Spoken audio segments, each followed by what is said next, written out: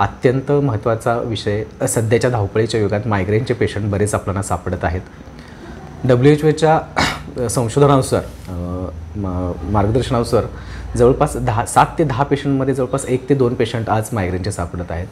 तर मायग्रेन हा तसा खूप दुर्धर आजार आता म्हणावा लागेल की मेट्रो सिटीज असतील किंवा सध्याचं ताणतणावाचं जे जीवन आहे याच्यामध्ये मायग्रेनपासून बरेच तरुण मुलं, जास्तीत जास्त 15 ते 60 वर्षामधली मुलं जास्तीत जास्त त्या मायग्रेनच्या आजारानं, दुर्धर आजारानं ग्रस्त झालेली आहेत. तर कारणं सांगायला गेलं तर मुख्यतः ताण आणि तणाव. सध्याच्या धावपळीच्या युगात जो युवक वर्ग असेल किंवा तरुण वर्ग जो असेल, जास्तीत जास्त जो ताणतणावाखाली जो व्यावसायिक असेल याच्या असेल तर त्याच्यामध्ये जर हे करत असेल तर मायग्रेनचा त्रास होण्याची शक्यता खूप जास्त असते. अनुवंशिकता सगळ्यात महत्त्वाची आहे की अनुवंशिकता. जे जुन्या पहिल्या पिढींच्याकडून दुसऱ्या पिढीकडे, दुसऱ्याकडून तिसऱ्या पिढीकडून जे येण्याचे प्रमाण आहे हे मायग्रेनमध्ये सध्या खूप जास्त आहे. तसेच मेंदूमध्ये काय प्रॉब्लेम असेल, काही अडचणी असतील तर मेंदूमध्ये जे वेगवेगळे बदल होत असतात तर त्याच्यामुळे सुद्धा हा मायग्रेनचा त्रास होऊ शकतो. मुळात मायग्रेन म्हणजे काय? मायग्रेन म्हणजे मराठीत सांगायला गेलं तर अर्धशिशी. म्हणजे काय? अर्ध म्हणजे काय? अर्ध. पण असं कधीच नसतं की अर्ध. काही काय पेशंटला पूर्ण सुद्धा डोकं दुखू शकतं. त्याच्या वेदना ह्या मानेपर्यंत सुद्धा जाऊ शकतात, छातीपर्यंत सुद्धा जाऊ शकतात. याच्यामध्ये मायग्रेनमध्ये सिव्हिअर पेन म्हणजे हातोड्यानं डोक्यावरती मारल्यासारखं ज्या वेदना असतात अशा प्रकारच्या वेदना अर्ध्या किंवा पूर्ण डोक्यामध्ये होऊ शकतात. कधीकधी ह्या वेदना सर्व बाजूला खांद्यापर्यंत, मानेपर्यंत सुद्धा जाऊ शकतात. याच्यामध्ये या वेदनेसोबतच पेशंटला मळमळ आणि उलटी होणं, थोडं चक्कर आल्यासारखं होणं, डोळ्यावर अंधारी येणं आणि गरगरल्यासारखं वाटणं आणि थोडासा इम्बॅलन्स झाल्यासारखं होणं ही प्रमुख लक्षणं असतात.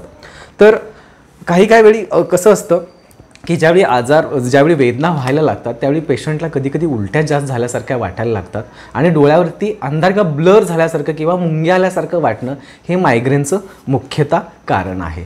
याची मगाशीच मी सांगितल्याप्रमाणे मुख्य कारणं काय आहेत तर फॅमिली हिस्ट्री. म्हणजे मुळात घरात पूर्वीच्या आई वडिलांना, कुणाला आजी आजोबांना आजार असेल तर मायग्रेनची शक्यता जास्त असते. त्यालाच आपण जेनेटिक म्हणतो. त्यानंतर ट्रिगर फॅक्टर्स म्हणजे काय? मायग्रेन होण्याची मुख्यतः कारणं ट्रिगर फॅक्टर म्हणजे काय आहेत तर जास्तीत जास्त ताण तणाव हे सगळ्यात महत्त्वाचं कारण आहे. मुख्यत्वे मानसिक ताण, मानसिक ताणानंतर शारीरिक ताण. मानसिक ताणामध्ये जास्त होतं. कधीकधी झोप कमी झाल्यामुळे सुद्धा मायग्रेनचा त्रास होऊ शकतो. कधीकधी अधिक झोप झाल्यामध्ये सुद्धा हे होऊ मायग्रेनचा त्रास होऊ शकतो. कधीकधी ह्याच्यामध्ये काही होतं की अल्कोहोलचं प्रमाण जास्त असेल, व्यसनांचं प्रमाण जास्त असेल किंवा ड्रग्ज घेणं यासारखं प्रमाण जर असेल तर याच्यामध्ये सुद्धा मायग्रेनचा त्रास होऊ शकतो. मुख्यत्वे आपल्या इकडे अधिक चहाचं किंवा कॉफीचं प्रमाण जर जास्त असेल तर मायग्रेनचा त्रास जास्त होऊ शकतो. तर आपल्याला स्त्रियांच्यामध्ये ज्यावेळी पाळी येतात, पाळी येण्याच्या अगोदर हार्मोनल इम्बॅलन्स ज्यावेळी होत असतात तर त्याच्यामध्ये सुद्धा जास्त मायग्रेनचा त्रास होतो. किंवा जास्त परफ्यूम्स वापरणं, मसालेदार पदार्थ वापरणं, धुराजवळ जाणं किंवा ब्राईट लाईटमध्ये काम करणं याच्यामुळे सुद्धा मायग्रेन होऊ शकतो.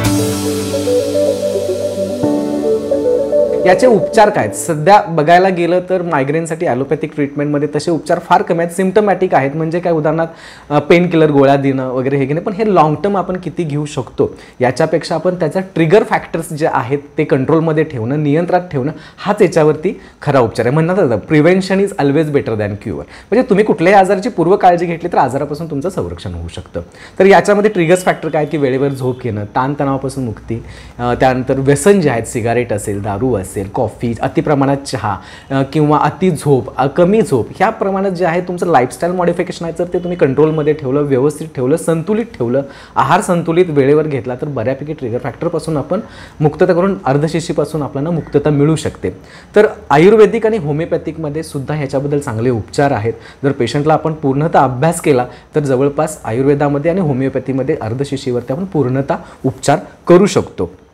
तर याच्यामध्ये आपण हे उपचार करण्यापूर्वी काही तपासण्या कराव्या लागतात. उदाहरणार्थ MRI असेल, CT स्कॅन असेल किंवा अदर ज्या काही HB रिलेटेड किंवा अदर ज्या काही आहेत अशा प्रकारच्या आपल्याला तपासण्या कराव्या लागतात आणि त्याच्यातून रूल आउट करून आपल्याला मायग्रेन शोधावं लागतं. पण मायग्रेन शोधणं, अर्धशिशी शोधणं तसं सोपं आहे कारण क्लिनिकली पेशंट जे काही आजाराचे लक्षणं सांगत असतो त्याच्यापासूनच आपल्याला जवळपास अर्धशिशीचं आपल्याला निदान करता येतं. याच्यावरती खूप होमिओपॅथिक, आयुर्वेदिकमध्ये सुद्धा खूप चांगले उपचार आहेत तर ते आपण घेऊ शकतो.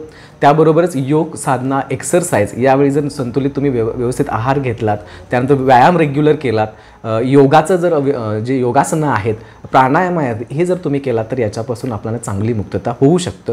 तर अशा पद्धतीत ॲलोपॅथीसोबतच जर alternative medicine Ayurveda, homeopathy, yoga यामार्फत देखील सुद्धा आपल्याला चांगल्या पद्धतीत मायग्रेनवरती उपचार करू शकतो आपण आणि त्याच्यावरती नियंत्रित करता येतं.